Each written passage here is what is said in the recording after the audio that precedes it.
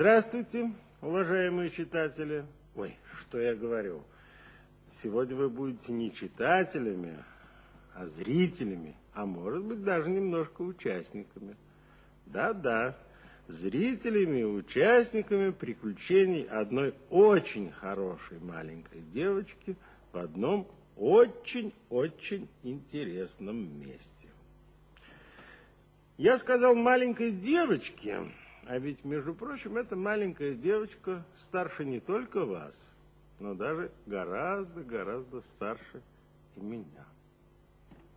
Ну, так бывает с литературными героями. Потому что уже больше 100 лет прошло с тех пор, как замечательный английский писатель Льюис Кэрролл написал замечательную книгу «Приключения Алисы в стране чудес».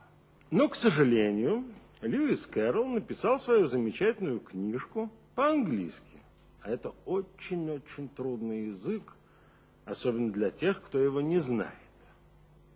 И вот, мне предложили познакомить вас, дорогие читатели, ой, что это я опять читатель, ну, старая привычка, познакомить вас с этой замечательной девочкой и этой замечательной книжкой. Я, конечно, с восторгом согласился, но только я сказал.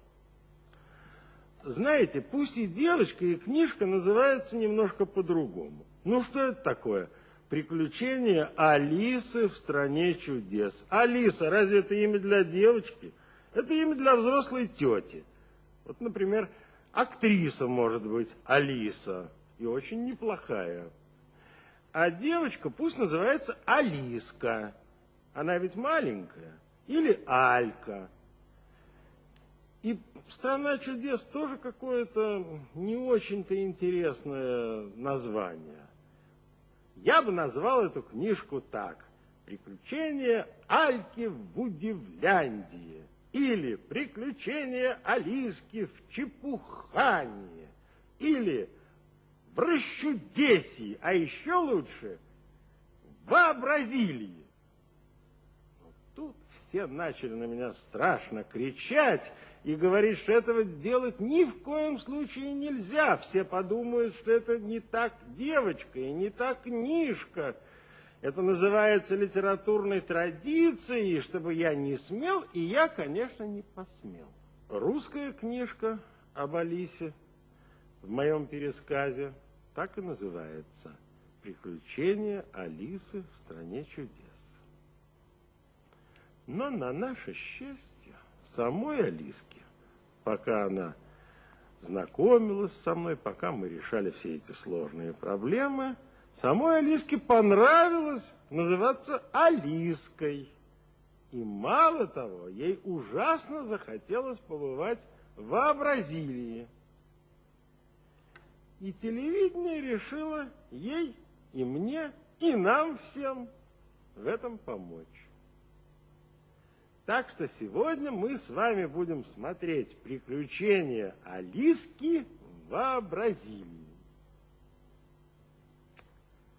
На этом можно было бы и кончить.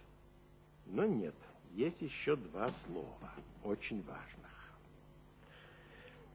Чтобы «Приключения Алиски» вам было весело и смешно смотреть, нужно обязательно выполнить два условия.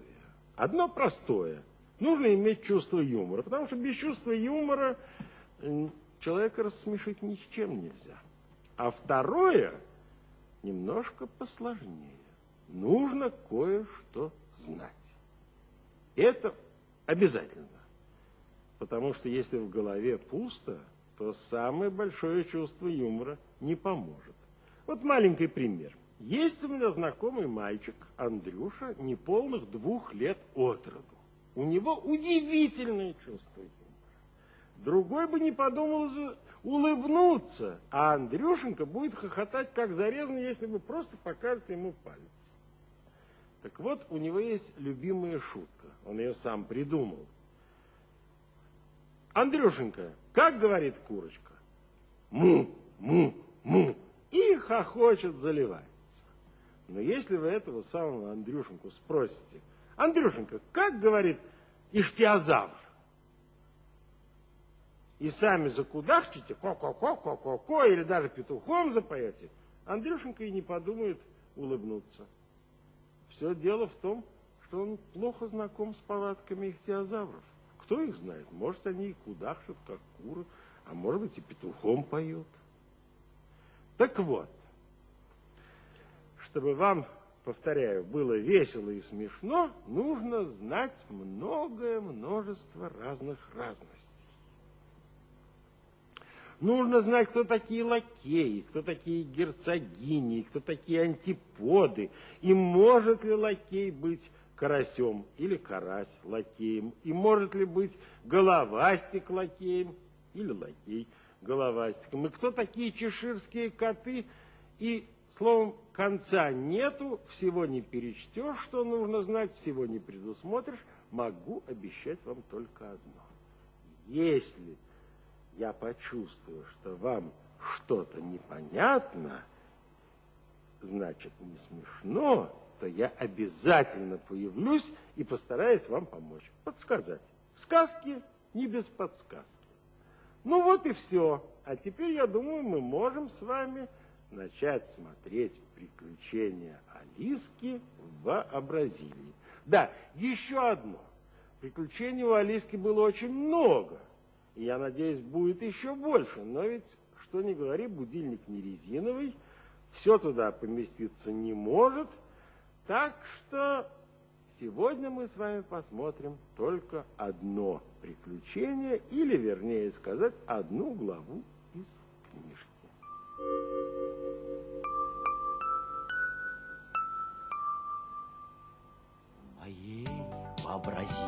В моей вообразилии болтают с вами запросто настурции и лилии. Умеют львы косматые скакать верхом на палочке, а мраморные статуи сыграют с вами в салочки. Ура! Вообразилия, моя вообразилия, у всех, кому захочется, тут вырастают крылья.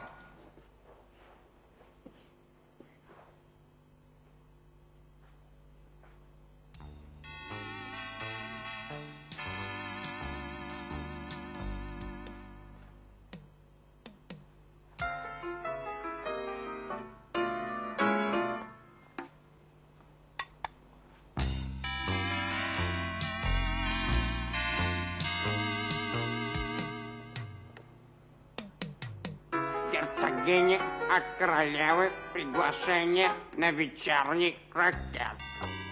На вечерний крокет королеве от герцогини приглашение.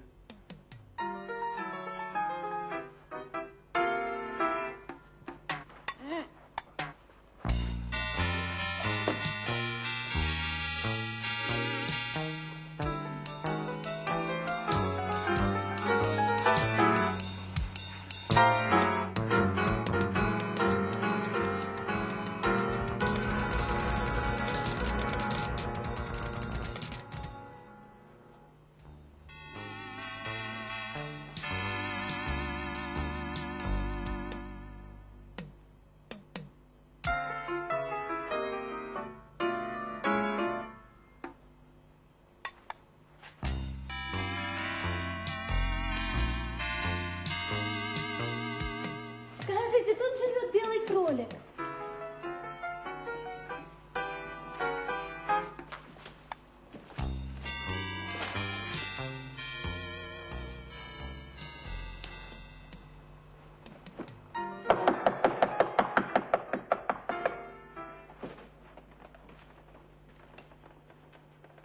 Стучать, барышня, нет никакого смысла по двум существенным причинам. Первая. Я швейцар здесь.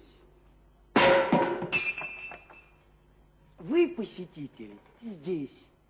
И притом мы оба снаружи. Вторая. Они там так шумят, что никто вашего стука не слышит. Извините, а как же мне тогда попасть в дом?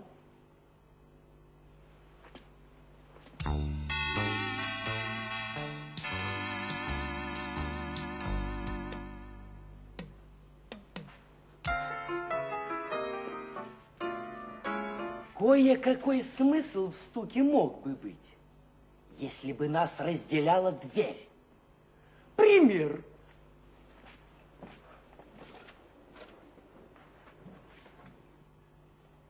Вы, барышня, находитесь в доме, а я здесь. Вы стучите, я отворяю дверь, и вы заходите. Теперь мы оба снаружи, не так ли? Как же мне попасть в дом?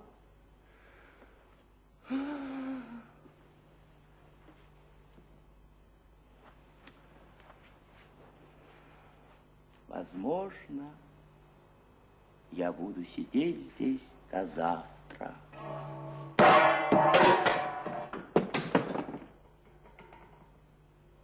А возможно, и до послезавтра. А возможно... Как мне попасть в дом? А кто сказал, барышня, что вы должны в него попасть?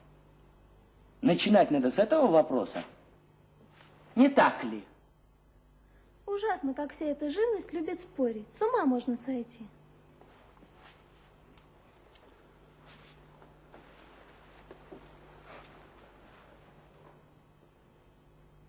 Наверное, я буду сидеть так день за днем.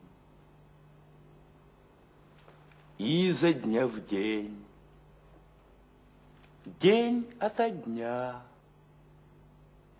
А что же мне тогда делать? А все, что хочешь. Да что с ним говорить?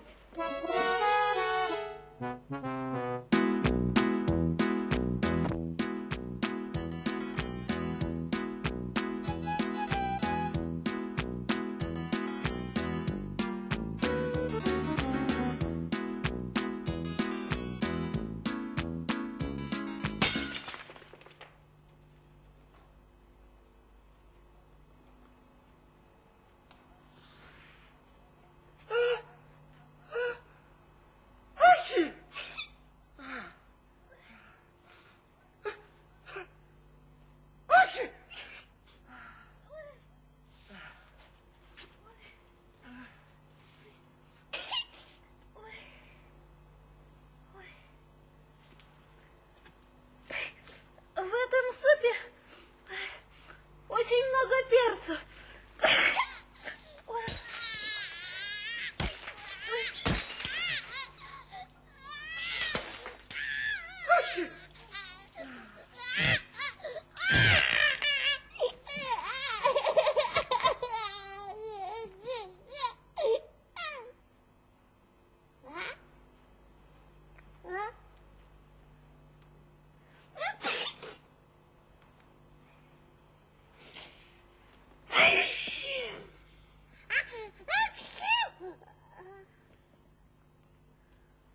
Скажите, пожалуйста, а почему ваш кот так улыбается?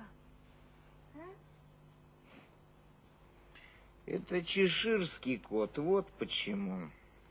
Да, я вам забыл сказать, кто такой чеширский кот. Одни говорят, что чеширский кот на самом деле это сыр. Да-да, сыр. Был в Англии такой сорт сыра в виде улыбающейся кошачьей головы. А другие говорят, что на самом деле чеширский кот – это леопард. Правда, не живой, а нарисованный. Нарисованный на вывеске одного трактира в Чешире, Есть такая местность в Англии. Ну, как хотите, по-моему, кот все-таки гораздо больше похож на леопарда. Успокойся, поросенок. А я и не знала, что чеширские коты должны улыбаться. По правде говоря, я вообще не знала, что коты умеют улыбаться.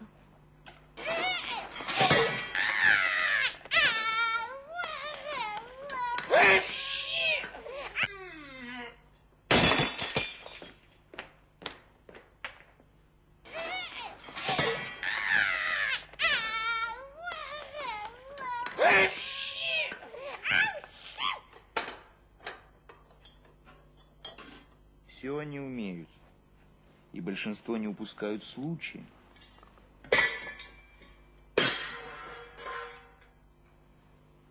Представьте себе, ни одного такого не знала. Ты многого не знаешь, это факт.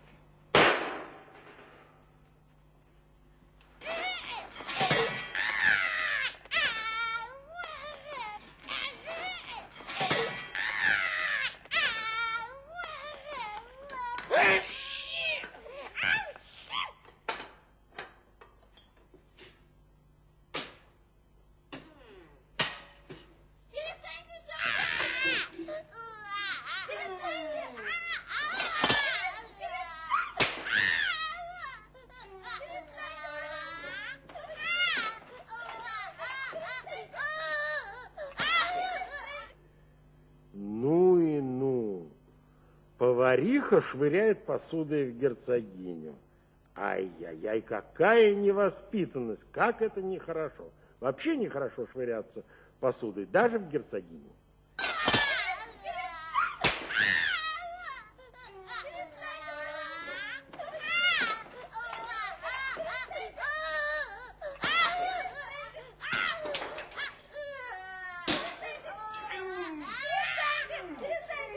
Зачем она кидается? Это ее дело. Если бы меньше совали нос в чужие дела, мир завертелся бы куда быстрее, чем сейчас. Ну и чего тут хорошего? Представляете, какая была путаница? Никто бы не знал, когда день, когда ночь. И тогда бы отвращение. Кстати, об отвращении. Из отвратительных девчонок делают отбивные котлеты.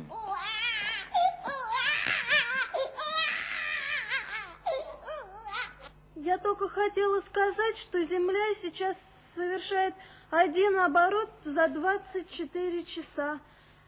Ой, наоборот, то есть 24 оборота за 1 час. Ах, не мучай меня, моя дорогая. Цифры – это мое слабое место.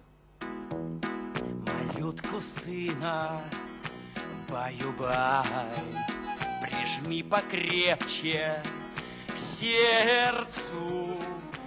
Никогда не забывай задать ребенку. И никогда не забывай задать ребенку перцу.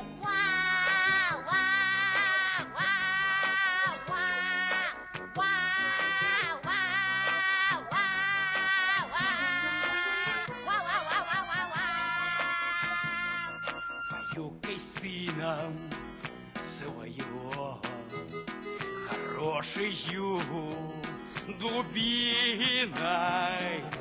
Увидишь, будет у него характер голубь. Увидишь, будет у него характер голубиный.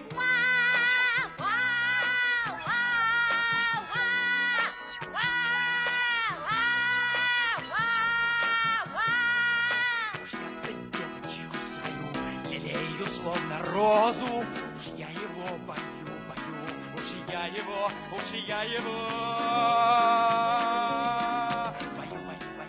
Баю.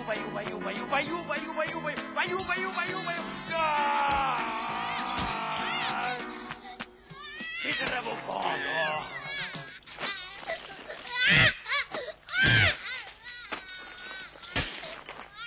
Держи. Можешь понянчиться с ним, если хочешь. А я должна переодеться к вечернему крокету у королевы. Ой, а можно мне сыграть? Вы не думайте, я умею. Вон!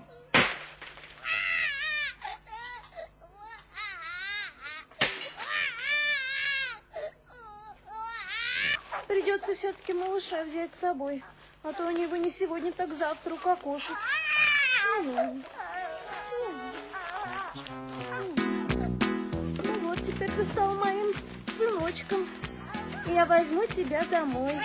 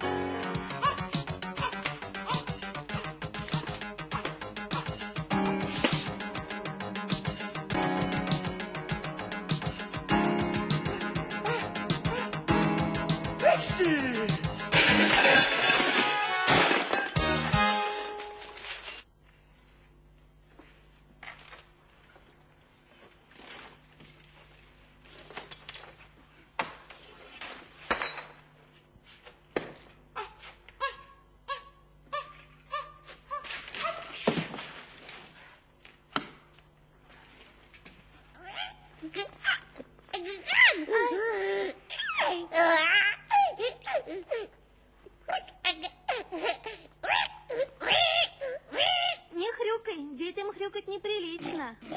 И тогда тебя никто не поймет. А я должна тебя всему учить.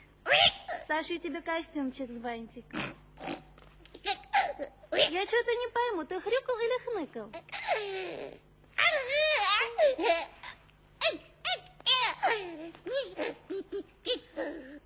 Смотри, дорогой, если ты решишь превратиться в хрюшку, я не буду с тобой возиться.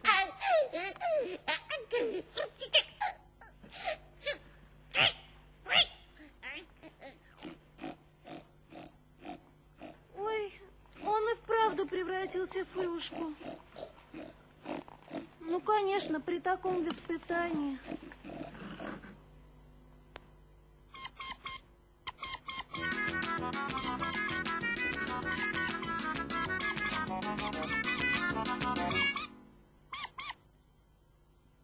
Ну ничего, ведь из него мог получиться очень противный мальчишка.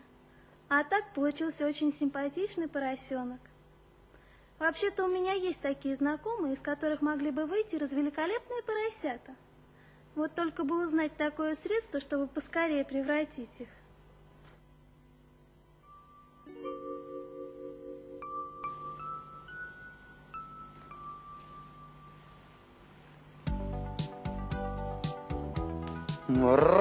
Мяу. Чеширский Мурлыка? Скажите, пожалуйста, куда мне отсюда идти? Ну, это зависит во многом от того, куда ты хочешь прийти.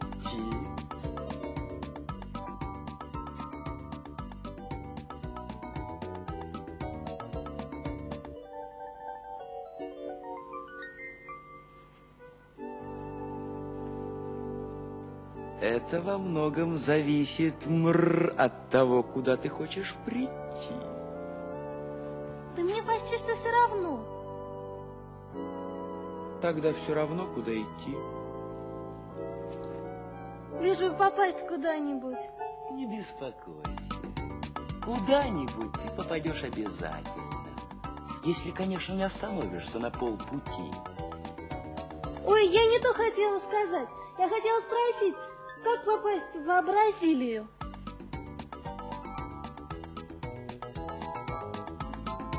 Спроси у кого-нибудь другого. А кто тут есть? В этой стороне живет некто Шляпа. Форменная шляпа. В этой стороне очумелый заяц. Очумел в марте, кстати сказать. Навести кого хочешь.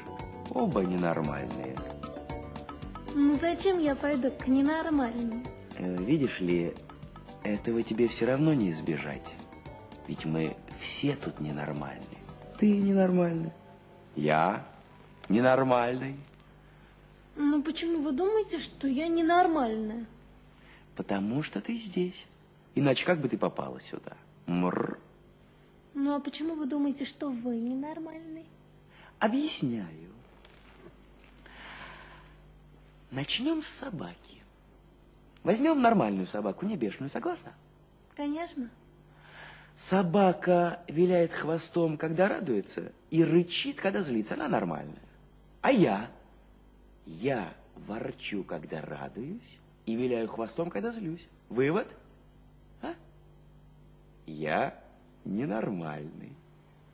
Разве вы ворчите? По-моему, это называется мурлыкать. Называй как хочешь. Кстати, ты будешь сегодня вечером на крокете у королевы? Я бы очень хотела, но меня еще не пригласили. Тогда до вечера, мур.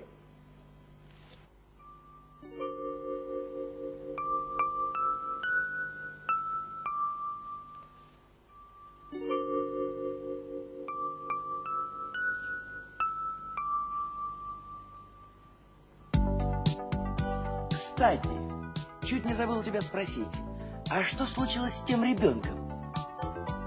А он превратился в поросенка.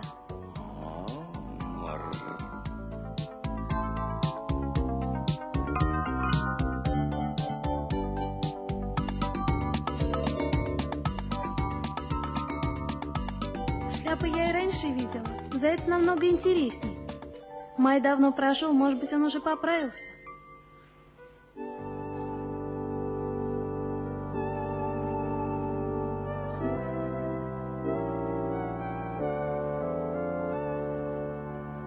Как ты сказала? В поросенка или в карасенка? Я сказала, в поросенка. И не исчезайте так внезапно. У меня даже голова закружилась. Договорились?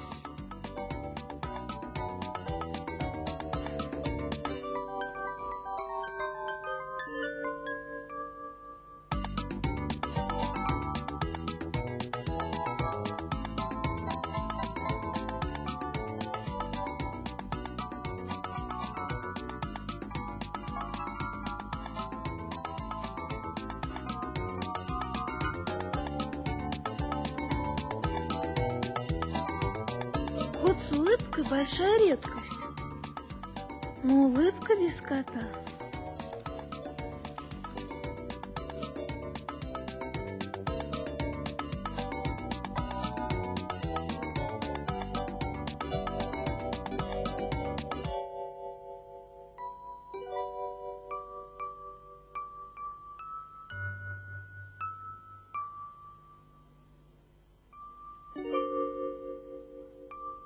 Не знаю, как вам, а мне лично даже немножко страшно за Алису.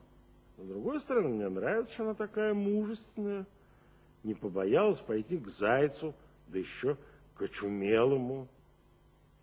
И все только для того, чтобы найти дорогу в Бразилию. Интересно, попадет она туда или нет? Как вы думаете?